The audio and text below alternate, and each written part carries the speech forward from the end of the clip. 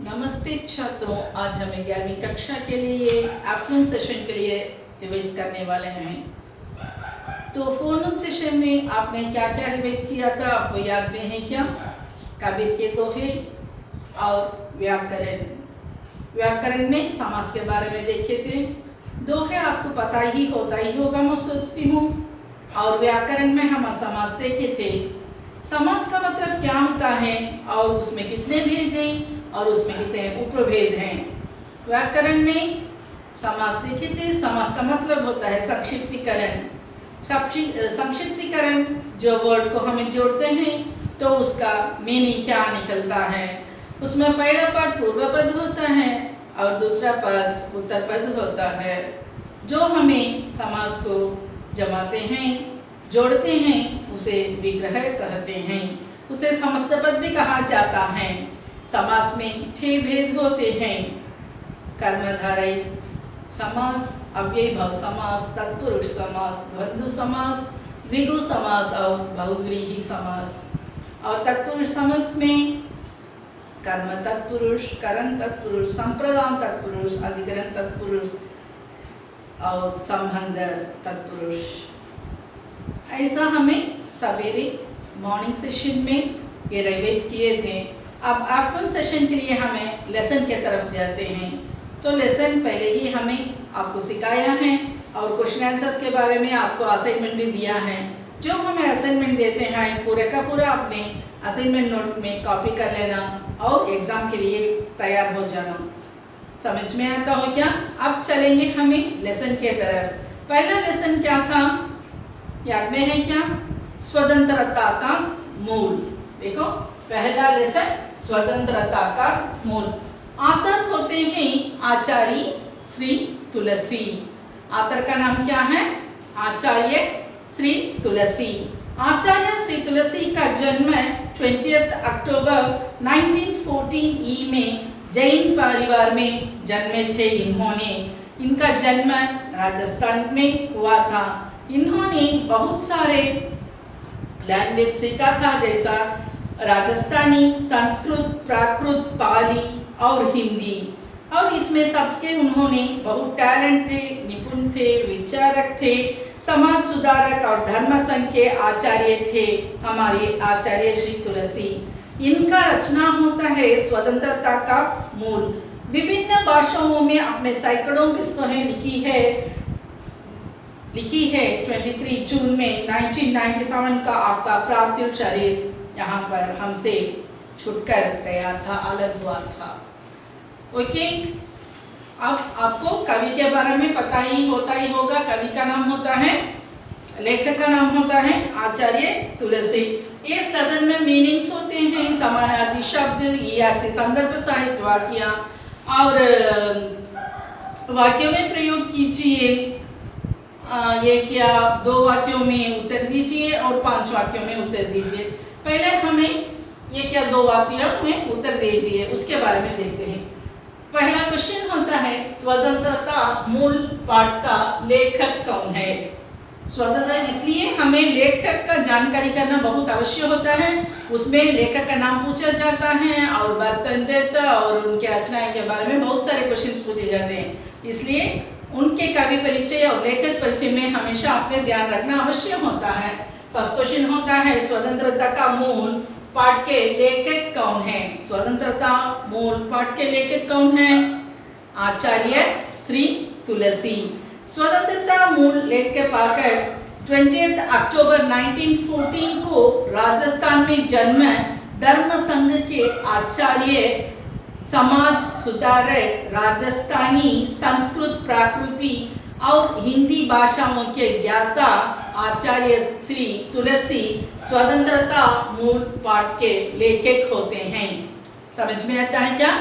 फिर से कहती हूँ, 20 अक्टूबर 1914 को राजस्थान में जन्म धर्म संघ के आचार्य, समाज सुधारक, राजस्थानी, संस्कृत, प्राकृति, पाली और हिंदी आदि भाषा के ज्ञाता आचार्य श्री तुलसी स्वतंत्रता मूल का पाठ के लेखक होते हैं।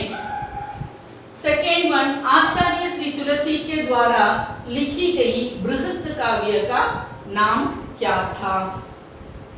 आचार्य श्री तुलसी के द्वारा लिखी गई बृहत काव्य का नाम क्या था? आचार्य श्री तुलसी के द्वारा लिखी गई बृहत काव्य का नाम क्या था? कालु यशो विलास। कालु यशो विलास। बृहत काव्य का नाम कालु यशो विलास था। Okay, next one. हिंसा का पहला चरण क्या है? हिंसा का पहला चरण क्या है? आदमी आदमी से नफरत करना हिंसा का पहला चरण होता है। आदमी आदमी से नफरत करना हिंसा का पहला चरण होता है। युद्ध कब होता है? झगड़ा कब होता है? जब कोई हमें किसी का शासन को नहीं स्वीकार करते हैं तभी युद्ध शुरू होता है। एक दूसरे से घृणा करने वाले एक देशों को जब ये लगता है कि दूसरा देश उसके अस्तित्व को स्वीकार नहीं कर सकता है, तो उसका अधिकार को नहीं एक्सेप्ट कर सकता है, तब युद्ध शुरू होता है। एक दूसरे की घृणा करने वाले एक देशों को जब वह लगता है कि लोगों वो दूसरों की अस्तित्व को स्वीकार नहीं कर रहे हैं, तब युद्ध शुरू होता है। श्रम करने वाला क्या माना जाता है? श्रम करने वाला, हार्ड वर्क करने वालों को कभी क्या करते हैं? हमें नीच समझते हैं, है ना। कोई कूली काम करता है, मजदूर होता है, कोई मकान बनवाने का काम होता है, राज होता है, कोई रिक्शा खींचता है, तब हमें उसे ए रिक्शा वाला ए ऐसा संबोध करके कहते हैं, क्योंकि हमें उसे उतना आदर इज्जत नहीं देते हैं। तब श्रम करने वाला जब भी हाई प्रोफेशनल्स होते हैं, आईटी में काम करते हैं, तो बहुत बहुत उन्होंने ऐसा रेस्पेक्ट मिलता है कि उनका आदर सत्कार सब ऐसा ही करते हैं। उनको कोई लोग भी एक कह के संबोध नहीं करते हैं। तब यहाँ क्या है? श्रम करने वाला छोटा माना जाता है। हार्डवर्क करने वाला का कोई इज्जत नहीं होती है। श्रम करने वाला क्या माना जाता है? श्रम करने वाला छोटा माना जाता है। हिंदुस्तान की आत्मा क्या है? हिंदुस्तान की आत्मा क्या है? हिंदुस्तान में आत्मा तुलसी के अनुसार केवल त्याग त्याग त्याग ही है। हिंदुस्तान में हिंदुस्तान की आत्मा का तुलसी के अनुसार केवल क्या होता है? त्याग त्याग ऐसे ही होती है। आत्मा का हनन क्या है? अपना स्वार्थ साधना, अपने स्वार्थ का संग्रह करना आत्मा का हनन है। क्या करते हैं? सिर्फ हमें अपने लिए ही जीते, दूसरों के लिए ही। तब यहाँ पर स्वार्थ आता है। स्वार्थ का मतलब है सेल्फिश। ओके, तब यहाँ पर आत्मा का हनन क्या होता है?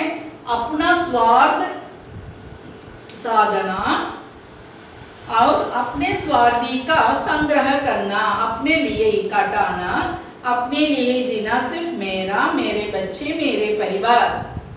जब इसके लिए यहाँ पर सेल्फिशनेस दिखता है, जब वहाँ पर क्या होता है? आत्मा का हनन होता है। हिंदुस्तान में बड़प्पन की कसौटी क्या है? वो कैसा है? हिंदुस्तान में बड़प्पन की कसौटी क्या है? वह कैसा है? श्रम नहीं करना हिंदुस्तान की बड़प्पन की कसौटी है। हार्ड वर्क नहीं करना। कोई हार्ड वर्क करता है तो वह नीच मानता है। तब क्या करते हैं? आदमी आदमी को क्या करते हैं? नफरत करते हैं। तब क्या करते हैं? मिडिल वर्ग वाले होते हैं और मध्य वर्ग वाले होते हैं, ऊंचे वर्ग होते हैं, ये लोगों को निम्न वर्ग से सोचते हैं और वो क्या करते हैं? करके वो संबोधित करते हैं, उनको नीच समझते हैं और उनको हमें गुलाम बनाना भी सोच लेते हैं। तब क्या होता है? हिंदुस्तान का बड़प्पन क्या होता है? श्रम नहीं करना। श्रम करने वाला समाज में छोटा माना जाता है। ओके, हिंदुस्तान में बड़प्पन की कसौटी क्या है? श्रम नहीं करना। श्रम करने वाला क्या माना जाता है? छोटा माना जाता है। नेक्स्ट वन, परतंत्रता से मुक्ति का कारण क्या है? परतंत्रता, परतंत्रता का मतलब क्या है? गुलामी से रहना। इसका ऑपोजिट होता है स्वतंत्रता, फ्रीडम। ओके, स्वतंत्रता का मतलब फ्रीडम होता है, तब क्या होता है परतंत्रता, तो हमें दूसरों को डिपेंड करके रहते हैं, इसे हमें गुलाम बनकर रहते हैं। ओके, उससे मुक्ति करना का कारण क्या होता है? अपने अपने निजी छोटे छोटे स्वार्थी को पूजा के कारण परतंत्रता मुक्ति नहीं मिलती है। तब क्या क्यों नहीं मुक्ति मिलती है, उसमें क्यों नहीं रिलीफ मिलती है? अपने अपने निजी छोटे छोटे स्वार्थ की पूजा, अपनी निजी का मतलब भी स्वयं होता है, सेल्फ है ना, सेल्फिश, सेल्फ। जब अपने अपने निजी छोटे छोटे स्वार्थों की पूजा के कारण परतंत्रता से मुक्ति के कारण नहीं मिलता है। समझ में आता हो क्या छात्रों? ये क्या दो वाक्यों में लिखने वाले प्रश्न होते हैं। आंसर समझ में आता है क्या? फिर से एक बार बोलो। स्वतंत्रता मूल पाठ का लेखक कौन होते हैं? आचार्य श्री तुलसी। तो उनको कैसा, तो हमें एक वर्ड से नहीं कहते। 20 अक्टूबर 1914 में राजस्थान में जन्म संघ समाज सुधारक, राजस्थानी संस्कृति, पाली, हिंदी की भाषा की जानकारी ज्ञाता आचार्य श्री तुलसी ने स्वतंत्रता मूल पाठ के लेखक होते हैं। आचार्य श्री तुलसी के द्वारा लिखी गई बृहत काव्य का नाम क्या था? आचार्य श्री तुलसी के द्वारा लिखी गई बृहत काव्य का नाम कालू यशोविलास था। हिंसा का पहला चरण क्या है? हिंसा का पहला चरण क्या है? हिंसा क्या होता है? अहिंसा क्या होता है? अहिंसा क्या है? Non violence. तब हिंसा क्या होता है? वायलेंस होता है। हिंसा का पहला चरण आदमी से नफरत करना है, हिंसा का पहला चरण होता है। युद्ध कब होता है? युद्ध कब होता है? जब हमें दूसरों का शासन को स्वीकार नहीं करते हैं। एक दूसरे की गुनाह करने वाले ये देशों को जब ये पता लगता है कि दूसरा देश उसके अस्तित्व का स्वीकार नहीं करते हैं, तभी युद्ध होता है। श्रम करने वाला क्या माना जाता है? श्रम करने वाला छोटा माना जाता है। हिंदुस्तान की आत्मा क्या है? हिंदुस्तान की आत्मा सिर्फ त्याग ही है। आत्मा का हनन क्या होता है? आत्मा का हनन क्या होता है? अपना स्वार्थ साधना, अपने स्वार्थी के संग्रह करना, अपना स्वार्थ साधना, अपना स्वार्थी का संग्रह करना आत्मा का साधन हनन होता है। हिंदुस्तान में बड़पन की कसौटी क्या है? वह कैसा है? श्रम नहीं करना हिंदुस्तान में बड़पन की कसौटी है। श्रम नहीं करना हिंदुस्तान की बड़पन की कसौटी है। वो कैसा होता है? श्रम करने वाला छोटे माने जाते हैं।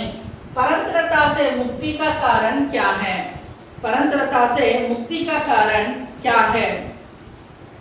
परतंत्रता अपने अपने निजी छोटे छोटे स्वार्थी का पूजे के कारण परतंत्रता मुक्ति नहीं मिलती है। ओके, ये सब ये क्या दो वाक्यों के उत्तर। नेक्स्ट वन हमें देखते हैं 5 वाक्यों के उत्तर। फर्स्ट क्वेश्चन होता है स्वतंत्रता का विघटन का कारण बताइए। सेकंड क्वेश्चन, फर्स्ट क्वेश्चन स्वतंत्रता का विघटन का कारण बताइए। समाज राष्ट्र में स्वतंत्रता के विघटन का मुख्य कारण मनुष्य की संकीर्ण विचारधारा है।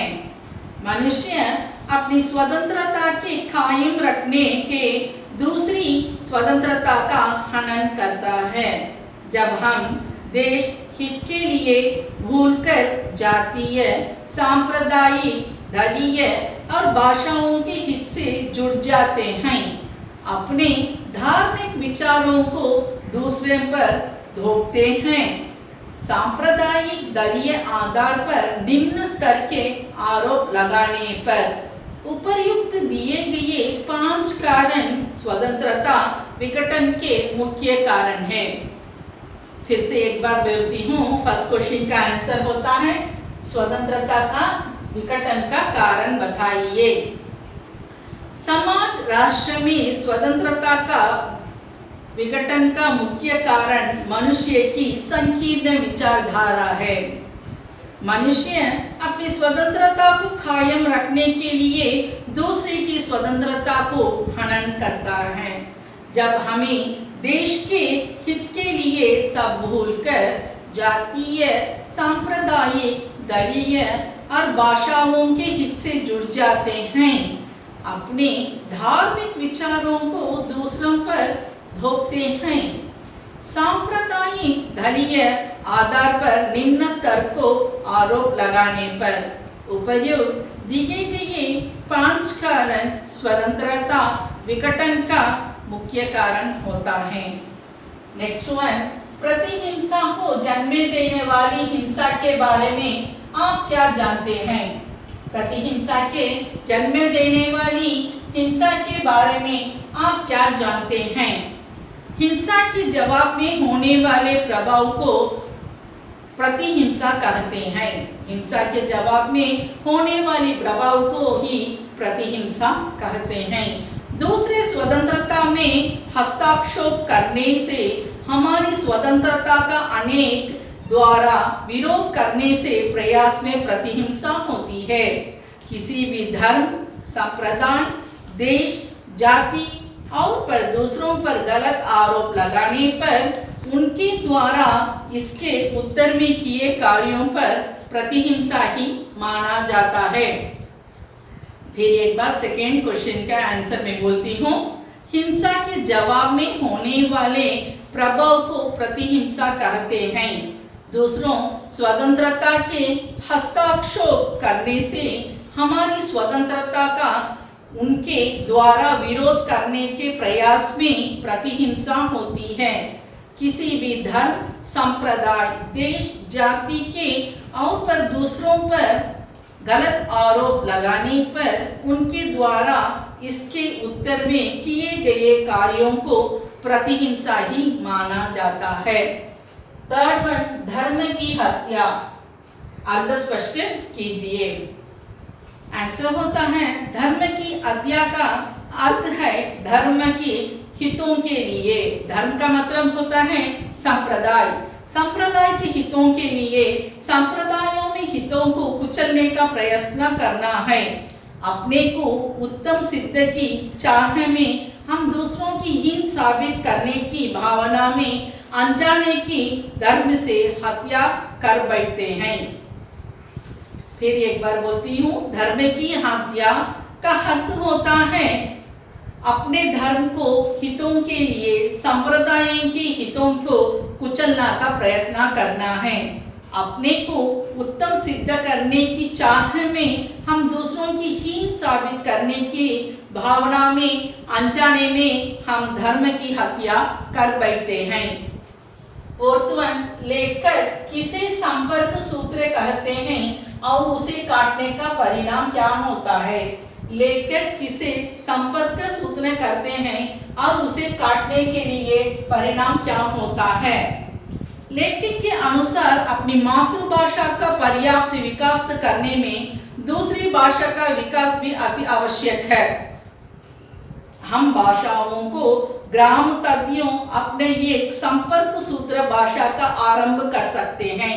इसे संपर्क सूत्र से हम कुएं में मेंढकों के समान हो जाएंगे, क्योंकि संपर्क सूत्र भाषा ही हमें दूसरी भाषी लोगों से जोड़ सकती है। फिर एक बार कहती हूँ, लेखक के अनुसार अपनी मातृभाषा का पर्याप्त विकास करने में दूसरी भाषा का विकास का भी आवश्यकता होती है। हम भाषाओं में ग्राम तद्यों को अपना एक संपर्क सूत्र भाषा का आरंभ कर सकते हैं। इस संपर्क सूत्र को से हम कुएं के मेंढकों के समान हो जाएंगे, क्योंकि संपर्क सूत्र भाषा ही हमें दूसरी भाषा लोगों से जोड़ सकती है। संपर्क भाषा का मतलब लिंक लैंग्वेज। सिर्फ हमें अपनी मातृभाषा देखने से हमें दूसरी भाषा का पता नहीं लगता, और हमारी भाषा का उन्नति और भाषा का हमारा जो होता है कुछ भी हमें उसके बारे में दूसरों से नहीं कह सकते हैं। सिर्फ हमें अपनी मातृभाषा में ज्ञात होना, मातृभाषा के ज्ञात के साथ हमें दूसरों भाषा भी सीख लेना अवश्य होता है। फिफ्थ वन होता है स्वतंत्रता के मूल्यों को कैसा प्रतिस्थापित किया जा सकता है। स्वतंत्रता के मूल्यों को कैसे प्रतिस्थापित किया जा सकता है।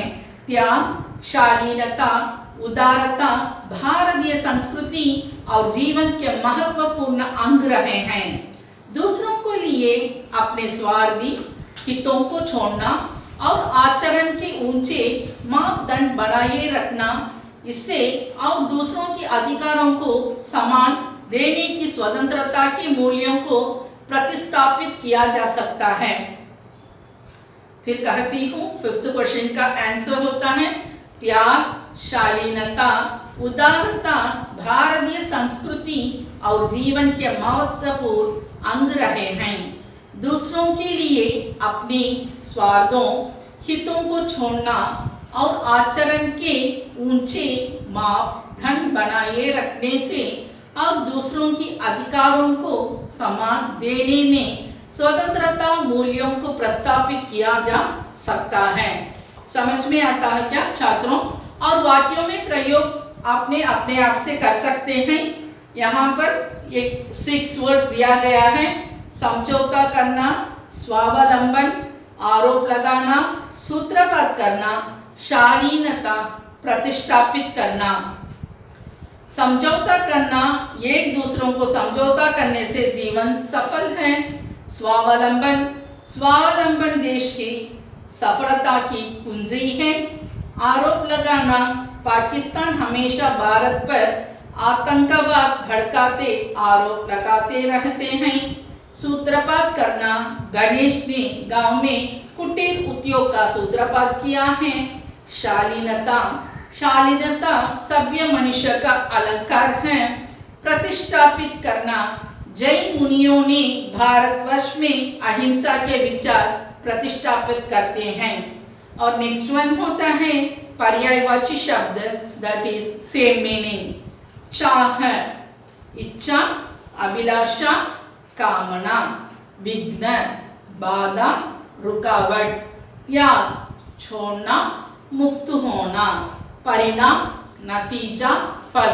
यही एक्सरसाइज होता है। और उसके साथ में ये क्या 2 वाक्यों में वो शॉर्ट आंसर्स और डिटेल आंसर्स होते हैं। और उसके साथ में दोहे पढ़ लेना, उसका कंटेक्स्ट करना, वो मेमोरी होता है। और समाज के लिए जो हम एक्सरसाइज दिए हैं वो भी अच्छे से ध्यान से पढ़ लो। जो क्वेश्चंस देते हैं और असाइनमेंट देते हैं, असाइनमेंट नोट में कॉपी कर लेना और ध्यान से सबमिट कर लेना, ना तो अपने मार्क खो सकते हैं। सिर्फ आपने लिखने वाले हैं 35 मार्क्स के लिए, थियरी होता है, बाकी सब क्लास अटेंड करना, ध्यान से असाइनमेंट लिखना, ये सब इसमें 15 मार्क्स आ जाता है। आपका पता ही होता ही होगा, आपके टीचर्स बोले ही होंगे। तो ध्यान से कर लो छात्रों, सब कुछ अच्छा करना, रिवाइज करो और मंथली टेस्ट के लिए प्रिपेयर हो जाओ। धन्यवाद।